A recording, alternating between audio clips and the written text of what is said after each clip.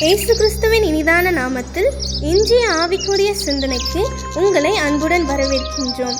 இப்போதும் ஒரு பாடலுக்கு பின்பு உங்கள் சிந்தையை தெளிவிக்கும் ஆவிக்குரிய செய்தியை கேட்கலாம். கண்களை ஏறெடுப்பே மாமேரு நேராயின் கண்களை ஏறெடுப்பே விண்மண்ணுண்டாக்கிய வித்தகனிடமிருந்து விண்மண்ணுண்டாக்கிய வித்தகனிடமிருந்து என்னில்லா ஒத்தாசை நின்றனுக்கே வரும் கண்களை ஏறெடுப்பே. ஆண்டவர் இரட்சகருமாக இயேசுவின் இனிதான நாமத்தினால் மீண்டும் உங்களை வாழ்த்துகிறேன். கர்த்தர் ஒரு புதிய நாளை கூட்டிக் கொடுத்திருக்கிறார். இந்த நாளிலும் நம்முடைய ஆவிக்குரிய சிந்தனைக்காக 2 நாளாகவும் 20ஆம் அதிகாரம் 12ஆம் வசனத்தை நான் வாசிக்கிறேன். எங்கள் தேவனே, அவர்களே நீர் நியாயம் தீர்க்க மாட்டீரோ? எங்களுக்கு விரோதமாக வந்த அந்த ஏராளமான கூட்டத்திற்கு முன்பாக நிற்க எங்களுக்கு பலன் இல்லை. நாங்கள் செய்ய வேண்டியது இன்னதென்று எங்களுக்கு தெரியவில்லை. ஆகையால் எங்கள் கண்கள் உண்மையே நோக்கி கொண்டிருக்கிறது என்றான். யோசபாத் ராஜ்யபாரம் பண்ணி கொண்டிருந்த காலம் அது. பண்ணிக்கொண்டிருக்கும் விரோதமாய் யுத்தம் பண்ணும்படியாய் மோவாப் புத்திரர், அம்மோன் புத்திரர் மற்றும் அந்த பகுதியில் வெளியிருக்கிற நிறைய பேர் கூட்டம் சேர்ந்து விரோதமாய் இந்த தேசத்துக்கு இவர்களுக்கு விரோதம் வந்துவிட்டார்கள். என்ன செய்வதென்று தெரியவில்லை. அப்பொழுதுதான் இந்த யோசபாத் என்கிற ராஜா இந்த விண்ணப்பத்தை ஏறெடுக்கிறார். இந்த ஏராளமான கூட்டத்திற்கு முன்பாக நிற்க எங்களுக்கு பலன் இல்லை. நாங்கள் என்ன செய்யணும்னு கூட இப்ப எனக்கு தெரியலப்பா. ஆண்டவரே, நீங்க ஏதாவது செய்யுங்கன்னு சொல்லி எங்கள் கண்கள் உண்மை நோக்கி பார்க்கிறது. இக்கட்டான சூழ்நிலையில, எதிர்ப்புகள் நிறைந்த சூழ்நிலையில, இந்த யுத்தம் ஏற்பட்டிருக்கிற நிலைமையில நீங்க யுத்தம் பண்ணுங்கன்னு சொல்லி ஆண்டவரை நோக்கி பார்க்கிற காரியத்தில் பார்க்க முடிகிறது. வேதம் சொல்லுகிறது, அவரை நோக்கி பார்த்த முகங்கள் வெட்கப்பட்டு போனதே இல்லையா, மாறாக பிரகாசம் அடைந்தன. இன்னைக்கு நாம் எவைகளை அல்லது எதனை அல்லது யாரை நோக்கி பார்க்கிறோம்? நம்முடைய பிரச்சனைகள் சூழ்நிலை வரும்பொழுதெல்லாம் கர்த்தரை நோக்கி பார்க்கிறோமா? அல்லது பிரச்சனைகளை பார்த்து, சூழ்நிலை பார்த்து, பிரச்சனை பண்ணுகிறவர்களை பார்த்து, விரோதமாய் எழும்புகிறவர்களை பார்த்து, பேசுகிறவர்களை பார்த்து பயந்து போய் அதையே சிந்தித்துக் கொண்டு அதே மற்றவருடன் சொல்லிட்டு இப்படி பேசிட்டாங்க, இப்படி பண்றாங்க, இப்படி என்னெல்லாமோ சொல்றாங்க, எங்களுக்கு என்ன பண்ணுனே தெரியல புலம்பிக் கொண்டிருக்கிறோமா? இல்லை, அதை ஆண்டோடைய சமூகத்துக்கு கொண்டு போய், எங்களால் முடியாதப்பா, ஆனால் உம்மால் முடியும்.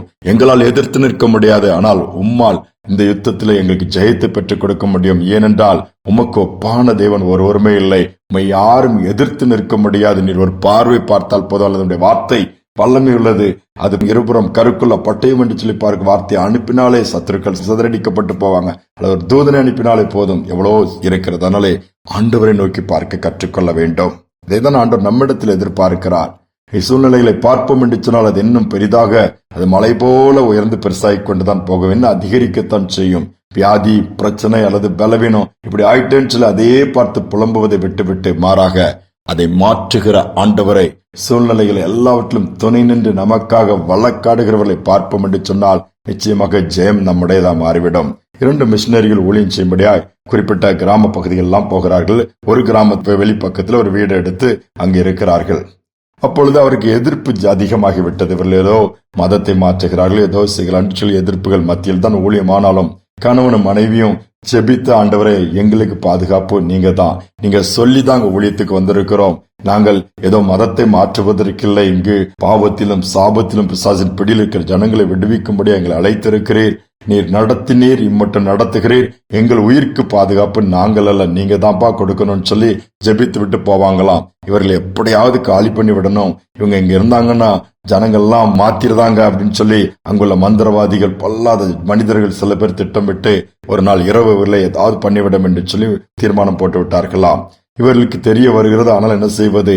சிறந்த அமைதியாய் ஜெபித்து விட்டு படுத்து விடுவார்களாம். என்ன வந்தாலும் சரி, உயிரோடு நாங்கள் காலையில் எழுந்தால் ஊழியம் செய்வோம், இல்லாவிட்டால் உங்களுடைய ராஜ்யத்தில் வந்து உங்களுடைய சமூகத்தில் இளைப்பாருவோம் என்று சொல்லி அந்த தீர்மானத்தோடு ஒரு நாள் அதிகமா நாய் குலைக்கிற சத்தம் கேட்கிறது. அப்ப இந்த நைட் யாரும் இந்த இடத்துல வரமாட்டாங்களே, திடீர்னு நாய் அதிகமா குலைக்குதுன்னு இவங்க என்ன பண்ணாங்க, முழிச்சிட்டாங்க. வெளியே அங்க பார்த்தா சுற்றிலும் கொட்டி ஆயுதங்களோடு ஒரு கூட்டம் இவர்களை தாக்குவதற்கு, இந்த வீட்டை தீ வைத்து கொளுத்துவதற்கு வந்துட்டு இருக்கிறாங்க. என்ன பண்ணுவதுன்றே தெரியவில்லை. 2 பேரும் வீட்டிற்குள்ளே கண்ணை மூடி முழங்கால் படிட்டு, எங்கள் ஆவியை உடைய கருத்தில் நாங்கள் ஒப்புக் கொடுக்கிறோம் ஆண்டவரே, எது நடந்தாலும் ஓகே, உங்களுடைய சித்தம் நீங்க பார்த்துக் கொள்ளுங்கள் சொல்லி ஜெபித்துக் கொண்டிருக்கிறாங்க. நடந்தது என்ன?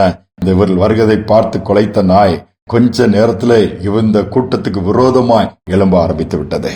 அந்த நாய்கள் எல்லாம் ஒன்று சேர்ந்தவங்களை கடித்து கொதற ஆரம்பித்து அத்தனை பேரும் உயிர் தப்பினால் போதும் என்று சொல்லி தாக்குவதற்கு வந்த ஒவ்வொருவரையும் நாய்களின் தாக்குதலினாலே தாக்கு பிடிக்க முடியாமல் ஓடி போய்விட்டார்களாம். யோசித்து பாருங்கள். இவர்கள் காலையில பார்த்தாங்கன்னா ஆங்காங்க எல்லா ஆயுதங்கள் சிதறி கிடக்குது. ஆனால் அவர்களால் ஒன்றும் செய்ய முடியாமல் அதற்கு பிறகு அவர்களே புரிந்து கொண்டு இந்த 2 மிஷினரிட்டையும் சாரி கேட்டு எங்களை மன்னிச்சிருங்க, இனி உங்களுக்கு விரோதமா நாங்கள் எதுவுமே செய்ய மாட்டோம், சுதந்திரமா உங்கள் தேவனை மகிமைப்படுத்தலாம், ஊழியம் செய்யலான்னு சொன்னார்களாம். அவர்கள் வாழ்க்கையிலும் மாற்றம் வந்து விட்டதாம். யோசித்து பாருங்கள். விரோதமாய் சத்துருக்கள் எழும்புகிறார்களா? நம்மளால எதிர்த்து நிற்க பலன் இல்ல. அவங்களுக்கு மேன் பவர் இருக்குது, அல்லது பதவி இருக்குது, அதிகாரம் இருக்கு, பணம் இருக்குன்னு அநேகர் அப்படித்தான் உலகத்தார் பேசுவார்கள். ஆண்டவருடைய பிள்ளைகள் அல்லது நாம் ஆண்டவரை சார்ந்து கொள்வோம் என்று சொன்னால் நம்முடைய தேவன் இந்த காரியங்களிலே நமக்காக எல்லாவற்றையும் செய்து முடித்துக் கொடுப்பார். ஜெயம் நம்முடையதாய் மாறும். ஜெபிப்போம். அன்பின் தகப்பனே, இந்த புதிய நாளை கொடுத்திருக்கிறீங்கப்பா. எல்லா எதிர்ப்புகள் மத்தியிலும் போராட்டங்கள் மத்தியிலும் வாழ்கிற பிள்ளைகள் இந்த நாளில் கண்ணோக்கி பாருங்க.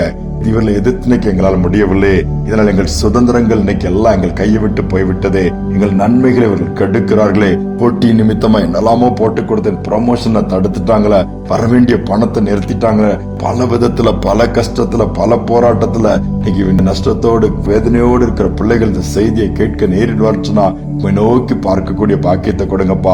யாரெல்லாம் உண்மை நோக்கி பார்க்கிறார்களோ, உண்மை நோக்கி பார்த்த முகங்கள் வெட்கப்பட்டு போனதில்லை. அந்த யோசபாத் உண்மை நோக்கி பார்த்ததினாலே, அவன்கள் கூட்டம் பார்த்ததினாலே அன்று துதி செய்ய தொடங்கினவனை சத்துருக்கெல்லாம் சிதறடிக்கப்பட்டது போல, அதே மாதிரி நீங்க யுத்தத்தை பண்ணினது போல இந்த நாளிலும் இதை கேட்கிற ஒவ்வொரு பிள்ளைகளுக்கு விரோதமாக எழும்புகிற சத்துருக்களோடு நீர் யுத்தம் பண்ணுவீராக. பிசாசின் கிரையில் அழிக்கப்படட்டும், ஜெயம் உண்டாகட்டும். துதிகானமை ஏற்றுக்கொள்ளும் இயேசுவின் நாமத்தில் பிதாவே, ஆமேன். ஆமேன். நமக்காக யுத்தம் பண்ணுகிற தேவன் உண்டு, சத்துருக்களை சிதறடிக்கிற தேவன் நமக்கு உண்டு. ஒன்றே ஒன்று நாம் செய்தா போதும், அந்த உன்னதமான தேவனையை நோக்கி பார்ப்போம். சூழ்நிலை தலைகளாய் மாறும். இந்த சிந்தனையோடு இந்த நாளை தொடருவோம். மீண்டுமாய் நாளை தினம் சந்திப்போம்.